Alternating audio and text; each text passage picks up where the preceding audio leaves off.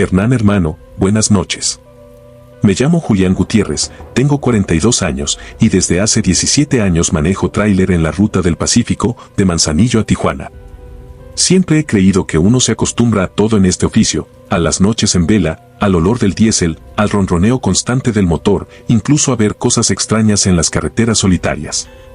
Pero lo que viví hace 3 meses en Zacatecas me enseñó que hay experiencias que te arrancan algo del alma y nunca te lo devuelven.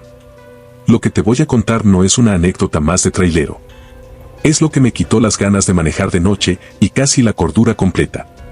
Después de esa madrugada maldita, ya no volví a ser el mismo hombre. Todo comenzó el 17 de abril, un martes que se me grabó en la memoria como cicatriz.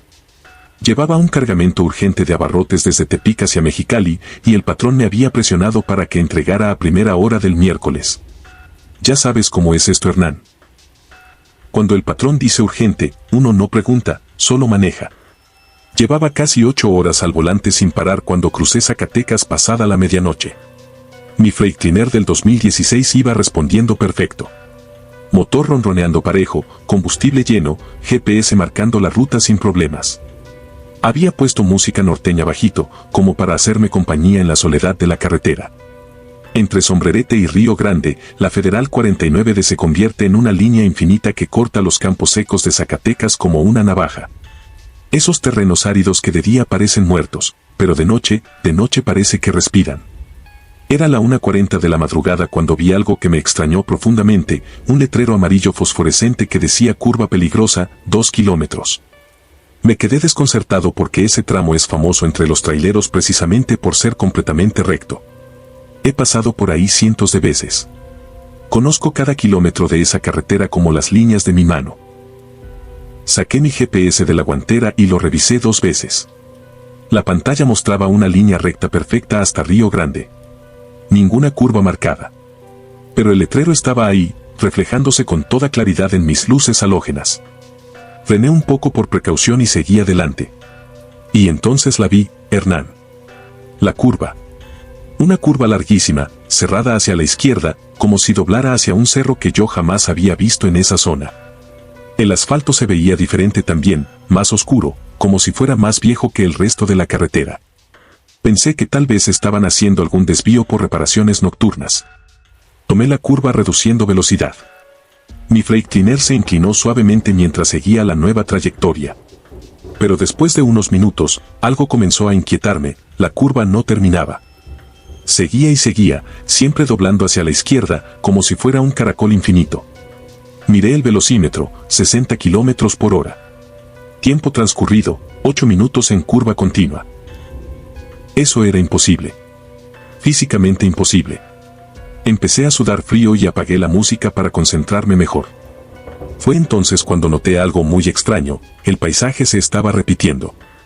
El mismo árbol torcido con ramas como dedos artríticos. La misma piedra blanca con una marca que parecía una cruz.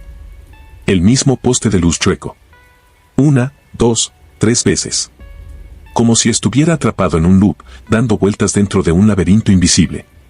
Cálmate, Julián, me dije en voz alta. Es el cansancio. Son las luces que te están jugando una mala pasada. Pero mi reloj marcaba ya 20 minutos dentro de esa curva maldita. Y no había manera de salir. No había acotamiento para detenerse, no había señales de retorno, no había nada más que esa curva infinita y un zumbido extraño que había comenzado a sonar en mi oído derecho. Como si algo pequeño y viscoso se hubiera metido ahí adentro. A los 30 minutos volví a ver el mismo letrero, curva peligrosa, 2 kilómetros. Como si hubiera completado un círculo perfecto y estuviera empezando de nuevo. Ahí fue cuando el pánico real se apoderó de mí. Me abofeteé 2 veces, me pellizqué el brazo hasta sacarme sangre, me tomé el café frío que llevaba en el termo. Nada cambió. La curva seguía ahí, tragándose mi tráiler como una serpiente infinita. Fue en ese momento cuando vi una figura parada en medio del asfalto. Un hombre mayor, completamente inmóvil, con un sombrero de palma amarillento y una camisa de cuadros rojos y blancos. Estaba de espaldas a mí, con los brazos colgando a los lados como un espantapájaros. No reaccionó cuando mis luces lo iluminaron completamente. No se movió cuando le toqué el claxon con desesperación. Frené en seco, sintiendo como quemé llanta contra el asfalto. Bajé la ventana y le grité con toda la fuerza de mis pulmones. Señor, quítese de la carretera. Lo van a atropellar. El hombre se volteó lentamente hacia mí. Y lo que vi me arrancó un grito de terror puro. El Don no tenía cara. Donde debería estar su rostro había solo una superficie lisa, como carne quemada. Pero podía sentir que me estaba mirando, que me estaba estudiando. Y entonces se deshizo frente a mis ojos. No como si se fuera corriendo o caminando, sino como si su cuerpo se convirtiera en polvo, en ceniza que flotó en el aire nocturno durante unos segundos antes de caer al pavimento. Todo en un silencio sepulcral que me dolía en los oídos. Cuando el polvo se asentó completamente, volví a ver el letrero a lo lejos, curva peligrosa, 2 kilómetros. El mismo maldito letrero en la misma posición exacta. Mis manos temblaban incontrolablemente sobre el volante. El aire dentro de la cabina se había vuelto espeso, difícil de respirar. Olía a tierra mojada mezclado con algo pútrido, como carne que ha estado guardada demasiado tiempo. Sentía náuseas y mareo, pero no podía detenerme porque no había dónde. Fue entonces cuando miré el espejo retrovisor. Había otro tráiler siguiéndome. Un Freightliner idéntico al mío, con las mismas placas de Jalisco, las mismas calcomanías en el parabrisas, hasta la misma abolladura en el guardafango derecho que me había hecho el año pasado en Guadalajara. Por el espejo lateral alcancé a distinguir al conductor. Era yo mismo. Pero con los ojos completamente negros. Y tenía una sonrisa que no le conocía a mi rostro, una sonrisa demasiado ancha, con demasiados dientes, una sonrisa macabra. Ahí fue cuando me quebré completamente. Empecé a gritar como loco, a pisar el acelerador hasta el fondo, tratando desesperadamente de huir de mí mismo. Pero el otro tráiler mantenía exactamente la misma velocidad, siguiéndome como una pinche sombra. La curva seguía y yo seguía dando vueltas como un animal enjaulado. Perdí la cuenta del tiempo, de las vueltas, de las veces que vi al hombre sin cara deshacerse en el asfalto. Mi mente comenzó a fragmentarse. Empecé a hablar solo, a reír sin control, a llorar. Todo al mismo tiempo. Y entonces, sin previo aviso, todo se apagó. El motor se murió de golpe. Las luces se desvanecieron. Incluso el zumbido en mi oído se detuvo. Me quedé atrapado en una oscuridad tan profunda que no podía ver mis propias manos aunque las pusiera frente a mi cara. Un silencio tan completo que podía escuchar los latidos desesperados de mi corazón. Pero después comenzaron las voces. Susurros al principio. Luego murmullos. Después un coro completo de voces masculinas que venían de todas partes y de ninguna. Estaban diciendo nombres. Cientos de nombres.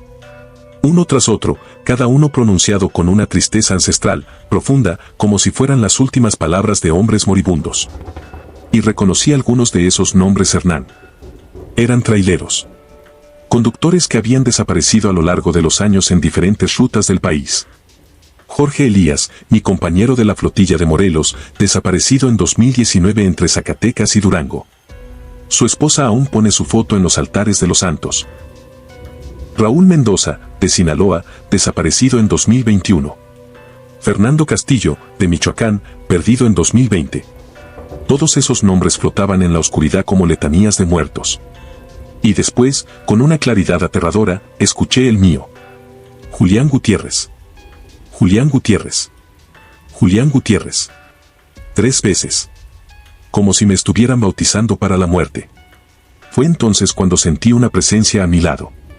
Una figura había aparecido en el asiento del copiloto sin hacer ruido. No podía verla claramente en la oscuridad, pero podía sentir su forma, una silueta humana pero demasiado alta, demasiado delgada, con brazos que llegaban hasta el piso. Olía a brea caliente y a sangre seca. La cosa me observaba sin ojos. Podía sentir su atención fija en mí como una presión física sobre la piel. Y lo más aterrador de todo es que yo tenía la sensación de que ya la conocía, de que había viajado conmigo durante años sin que me diera cuenta. Como si hubiera estado esperando el momento perfecto para revelarse. Se inclinó hacia mi oído y me susurró algo en una voz que sonaba como grava cayendo en un pozo profundo. No entendí las palabras, pero comprendí el mensaje, era una invitación. Una invitación a quedarme ahí para siempre, a unirme al coro de nombres que flotaban en la oscuridad. Cerré los ojos y grité con toda la fuerza que me quedaba, no. Yo tengo familia. Tengo una esposa que me espera. Déjame ir. Y entonces, Desperté. Estaba estacionado en una gasolinera Pemex en Río Grande. El motor apagado, las llaves en mi mano. El reloj del tablero marcaba las 4:08 de la madrugada. No recordaba haber salido de la carretera. No había marcas de llantas en el pavimento. No había señales de frenado brusco. Nada que indicara cómo había llegado ahí. El despachador, un muchacho joven con cara de sueño, se acercó a mi ventana. ¿Todo bien, jefe? Llegó hace rato, pero no se había bajado. ¿Se quedó dormido? Le pregunté qué hora era cuando había llegado. Me dijo que a las 2:30 de la madrugada. Según él, había estado estacionado ahí hora y media. Pero según mi experiencia, había estado dentro de esa curva infernal toda la chingada noche. Revisé mi termo de café. Estaba completamente vacío, aunque recordaba haberlo llenado antes de salir de Tepic. Pero lo que realmente me confirmó que todo había sido real fue lo que encontré en mi parabrisas, una frase escrita con tierra húmeda y oscura. La próxima vez no habrá regreso. 2 semanas después, intenté volver a esa zona con otro cargamento. Busqué la curva por todas partes. Pregunté a otros traileros, a los despachadores de las gasolineras, a la gente local. Nadie sabía de qué les hablaba. Según todos, la Federal 49 de entre Sombrerete y Río Grande es completamente recta. Siempre lo ha sido.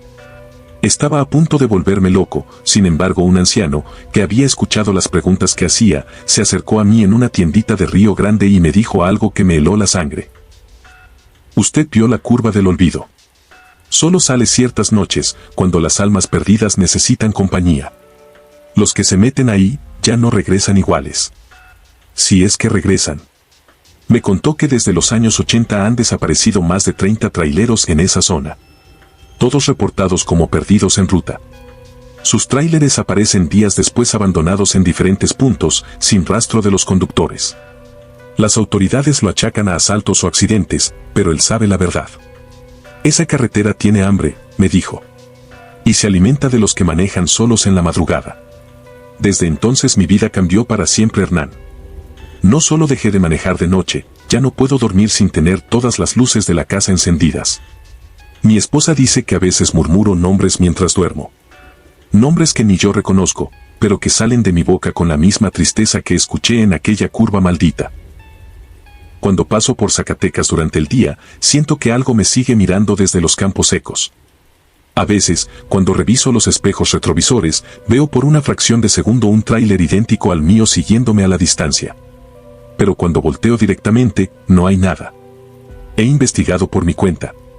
He hablado con las familias de algunos traileros desaparecidos. Todos tienen una cosa en común: en los días previos a su desaparición, habían reportado cosas extrañas en las carreteras nocturnas. Luces que se movían solas, voces en el radio, sombras que corrían paralelas a sus tráileres. Si alguien más que esté escuchando esto ha pasado por esa curva, que hable. Que no se quede callado como yo me quedé callado al principio. Tal vez juntos podamos entender qué es esa pinche cosa que acecha en las carreteras de Zacatecas. Y si tú, que estás escuchando esto ahora mismo, eres trailero o manejas por las madrugadas solitarias, y alguna noche ves un letrero que no debería estar ahí, que marca una curva donde debería haber línea recta, no lo sigas. No tomes esa curva. Da la vuelta. Busca el pueblo más cercano. Espera hasta que amanezca. Porque hay lugares en este país que no están en los mapas. Lugares que existen solo para los perdidos, para los solitarios, para los que manejan cuando el mundo duerme. Y una vez que entras ahí, una parte de ti nunca regresa. La curva del olvido sigue ahí, esperando. Y yo sé que algún día, a pesar de todas mis precauciones, voy a volver a verla. Gracias por darme este espacio, Hernán, para sacar esto que me estaba comiendo por dentro. Si este relato te gustó, ya sabes qué hacer: suscríbete al canal, dale like al video, activa la campanita de notificaciones y comparte esta historia con alguien que se atreva a escuchar lo que nadie más se atreve a contar. Nos vemos en la próxima, hermanos de Sombras del Umbral. Y recuerden, en las carreteras de México, no todo lo que brilla bajo los faros es lo que parece ser. ¿Te ha pasado algo similar o algo paranormal en las carreteras del país? Coméntalo en los comentarios. Tu historia podría ser el próximo relato en aparecer en canal. Hasta la próxima.